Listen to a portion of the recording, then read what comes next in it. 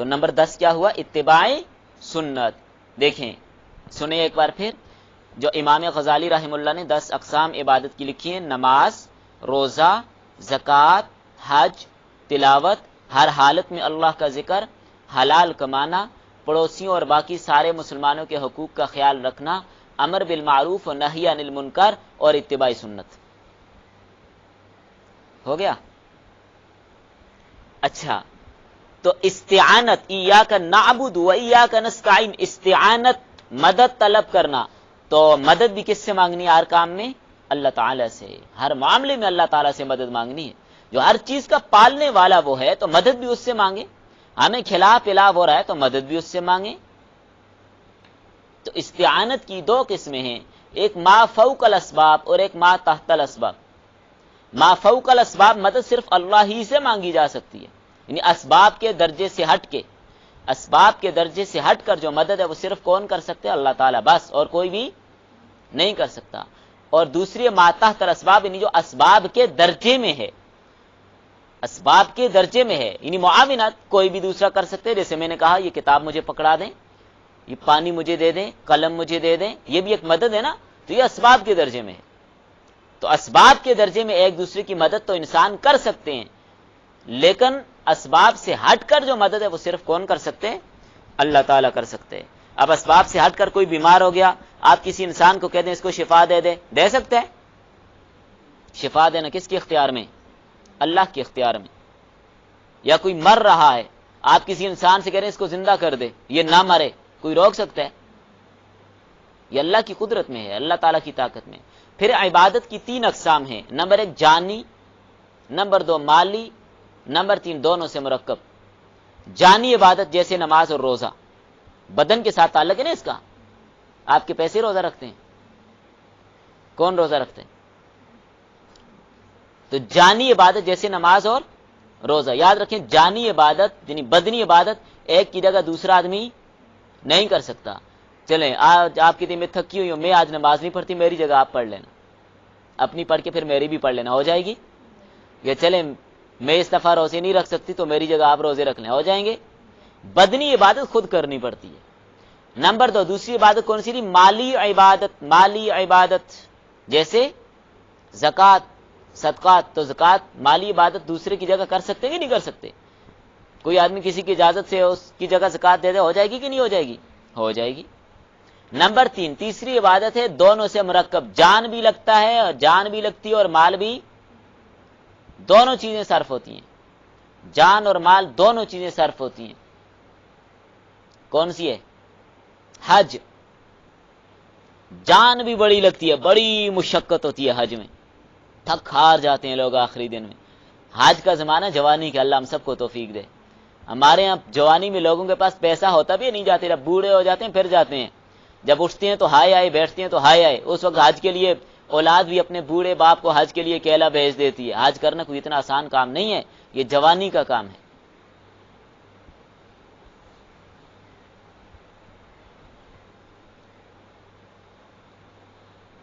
تو میں نے آپ کو عبادات کی کتنی قسمیں بتائیں یہاں پہ، اس لیے اللہ تعالیٰ جوانی میں ہم سب کو حج کرنے کی توفیق عطا فرمائے۔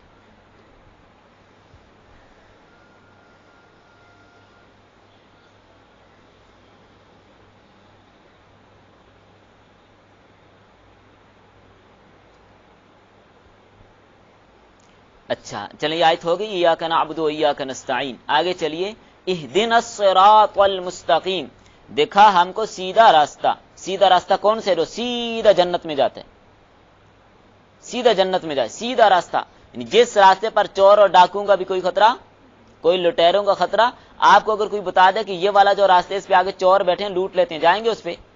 نہیں۔ جب اللہ اور رسول نے بتا دیا اس راستے پہ جائیں گے تو جنت ہے، اس راستے پہ جائیں گے تو آگے ایمان کا لٹیرا شیطان بیٹھا ہوا ہے، ادھر جائیں گے تو ایمان کیا کر لے گا؟ لوٹ لے گا۔ تو اس راستے پہ پھر جانا چاہیے یا باز آنا چاہیے؟ باز آنا چاہیے کہ ایمان نہ لوٹا جائے۔ سب سے قیمتی چیز ہمارے پاس کیا ہے؟ ہمارا ایمان ہے، سب سے قیمتی چیز ایمان ہے۔ ایمان سے بڑی قیمتی چیز دنیا میں کوئی بھی نہیں ہے۔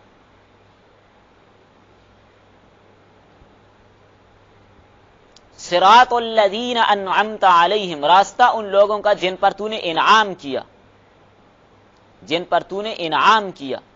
انعام یافتہ لوگ کون ہیں؟ قرآن کریم نے خود اس کی تفسیر کی ہے، نبیین، صدیقین، شہداء اور صالحین۔ یعنی ہر انسان کو ہر کام کے لیے نمونے کی ضرورت پڑتی ہے کہ نہیں پڑتی؟ ایک انجینئر ہے، وہ اپنے سے بڑے انجینئر کو سامنے رکھ کر اس کے نمونے کے مطابق کام کرتے ہیں۔ ڈاکٹر ہے، جو بھی ہے، نمونہ دیکھ کر کام کرتے ہیں، نقشہ دیکھ کر کام کرتے ہیں۔ تو ہمیں بھی نمونے کی ضرورت ہے، تو نمونہ ہمارے لیے انبیاء ہیں، صدیقین ہیں، شہداء ہیں۔ انبیاء کون ہیں؟ جن کو اللہ تعالیٰ انسانیت کی ہدایت کے لیے مبعوث فرماتا ہے۔ نبی وہ انسان ہوتا ہے جس کو اللہ تعالیٰ انسانیت کی ہدایت کے لیے مبعوث فرماتے ہیں، وہ گناہوں سے معصوم ہوتا ہے۔ اور صدیق کہا جاتا ہے راست باز کو۔ صدیق کس کو کہتے ہیں؟ راست باز، جو علوم نبوت کا عکس جب صدیق پر پڑتا ہے، علوم نبوت کا جو عکس ہوتا ہے وہ صدیق پر پڑتا ہے، تو وہ علوم نبوت میں رنگ جاتا ہے۔ آپ دیکھیں نا، جب خدیجہ الکبریٰ رضی اللہ تعالیٰ عنہ جب نبی صلی اللہ علیہ وسلم غار حرا سے آئے گھبرائے ہوئے، تو صدیقہ خدیجہ الکبریٰ رضی اللہ تعالیٰ نے جن الفاظ کے ساتھ اللہ کے نبی کو تسلی دی، وہی الفاظ حضرت صدیق اکبر کے لیے استعمال کیے گئے۔ اور صلح حدیبیہ کے موقع پر جب حضرت عمر رضی اللہ تعالیٰ عنہ نبی صلی اللہ علیہ وسلم کے پاس گئے، یا رسول اللہ ہم نے اتنی دب کر صلح کیوں کر لی؟ تو اللہ کے رسول نے فرمایا عمر پریشان ہونے کی ضرورت نہیں ہے، میں اللہ کا رسول ہوں، اللہ مجھے ضائع نہیں کرے گا۔ اور جب حضرت صدیق اکبر کے پاس گئے، یہی الفاظ ابو بکر کہنے لگے، عمر پریشان ہونے کی ضرورت نہیں، نبی صلی اللہ علیہ وسلم اللہ کے رسول ہیں، اللہ کبھی اپنے رسول کو ضائع نہیں کرے گا۔ تو یہ ہے صدیق، علوم نبوت میں رنگ جاتا ہے۔ اور تین ہے شہداء، جن کی قوت عملی اعلیٰ درجے کی ہوتی ہے، یہاں تک کہ اپنی جان کی قربانی دینے سے بھی گریز نہیں کرتے۔ اور صالحین، کامل درجے کی اتباع کرنے والے، ان میں اتباع کامل پایا جاتا ہے۔ تو صراط الذین انعمت علیہم سے یہ مراد ہے، ما انا علیہ واصحابی والا راستہ مراد ہے، جنت والا راستہ مراد ہے، کہ جس راستے پر چور ڈاکو لٹیرے بیٹھے اس راستے پر مت چلیے۔ غیر المغضوب علیہم ولا الضالین، ان لوگوں کے راستے پر نہ چلا جن پر تیری پھٹکار اتری، اور جن پر تیری پھٹکار اتری، جن پر تیرا غضب ہوا اور جو گمراہ ہوئے۔ اس سے مراد کون ہے؟ مغضوب ان کو کہا جاتا ہے جو باوجود علم کے جان بوجھ کر حق کو چھپائیں، عمل سے محروم ہو۔ مغضوب کون ہوتے ہیں؟ جان بوجھ کر باوجود علم کے حق کو چھپاتے ہیں اور عمل سے محروم ہوتے ہیں، ان کو مغضوب کہا جاتا ہے۔ اور گمراہ وہ ہیں جو علم سے ہی محروم ہیں، ان کے پاس علم نہیں ہے۔ گمراہ کون ہے؟ جن کے پاس علم نہیں ہے، راستے کی پہچان نہیں ہے۔ تو مغضوب کون ہوئے؟ جن کی قوت عملیہ خراب ہے، اور ضال وہ ہیں جن کی فکر خراب ہے۔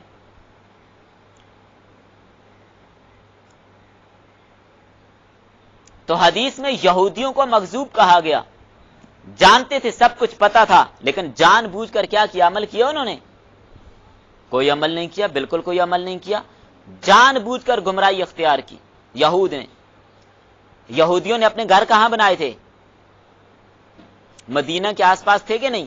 کیوں بنائے تھے؟ اس لیے کہ آخری نبی کا دارالہجرت یہ ہوگا، یہاں پہ آنا ہے۔ جان بوجھ کر، ان کو پتا تھا، سب کچھ ان کو معلوم تھا، اس کے باوجود نبی صلی اللہ علیہ وسلم کی مخالفت کی۔ تو مغضوب کس کو کہتے ہیں؟ جو علم کے باوجود حق کو چھپاتا ہے، وہ یہودی ہیں۔ اور گمراہ وہ ہوتے ہیں جن کے پاس راستے کی پہچان ہی نہیں، علم ہی نہیں، فکر سے محروم ہے، فکر خراب ہے، وہ عیسائی ہیں۔